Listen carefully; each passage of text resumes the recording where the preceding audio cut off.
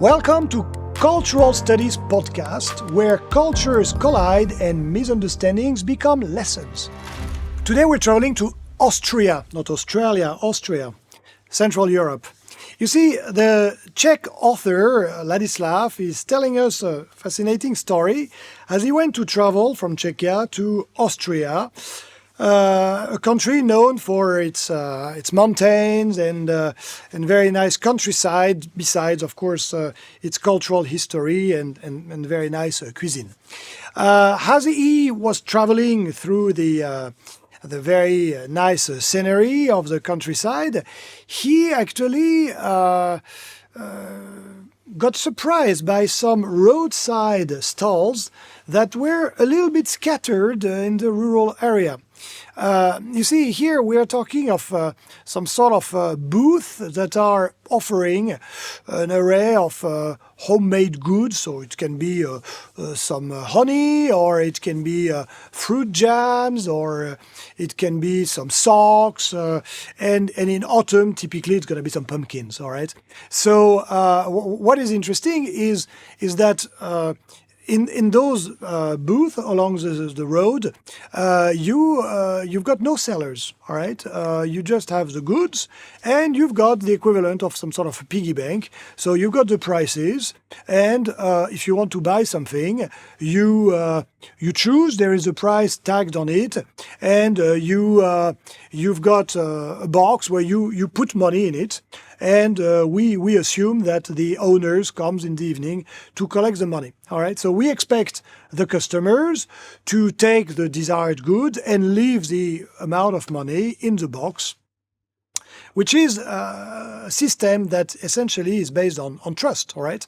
So we call that sometimes the honesty box.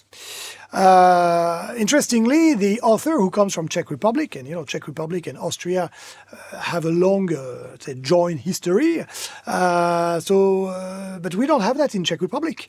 He was very taken aback by this approach, believing that in his home country, such I would say unmonitored payment method would be unlikely to succeed, and people might be stealing the goods or the money or everything at once. All right. So, do you have that in your country? Do you have those honesty boxes, or do you always have a salesperson by the road? All right. So this brings us an interesting dimension, which is not strictly speaking a cultural dimension. This is trust. All right. So and it is present in all human interactions. Stephen Covey Jr. Came up with this. With a simple equation, it's very famous, that states that when trust goes up, speed goes up also, and the cost go down.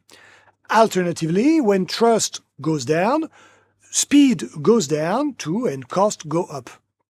So we got a wonderful illustration here with an opposition between two groups of European, or even more Central European cultures, some famous for their spontaneous trust. See, we could put together Austria, Germany, Switzerland, and Czech Republic, a country that has a lot of proximity with them, but not trust, all right?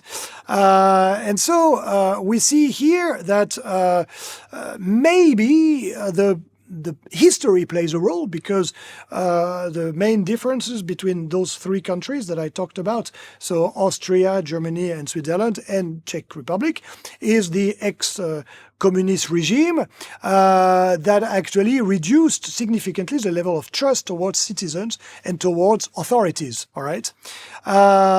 So we can see here that if you trust others, so you trust customers in that case, well, you can save a lot of money, because you don't need to operate a proper shop, you don't need to pay a vendor, and it's very fast, because, well, pretty much those kiosks are open 24/7, and you don't need to order anything. You just come and you pick what you want. So remember, trust varies greatly across cultures and around the world. I hope this short story opens some perspectives and that you will observe the relationship between people through trust more from now. Thank you very much for your attention. See you next time. And again, remember, if you think you are normal, don't worry. Others probably think you're not. All right. This episode is just one drop in an ocean of cross-cultural studies. If you're curious for more, my book, 199 Cross-Cultural Case Studies, offers 198 more cases. Each story is a window into how culture shapes our interactions, often in unexpected ways. Whether you're a student, a professional, or simply curious, those stories will challenge your assumptions and sharpen your global perspective. Check it out! And let's keep the conversation going.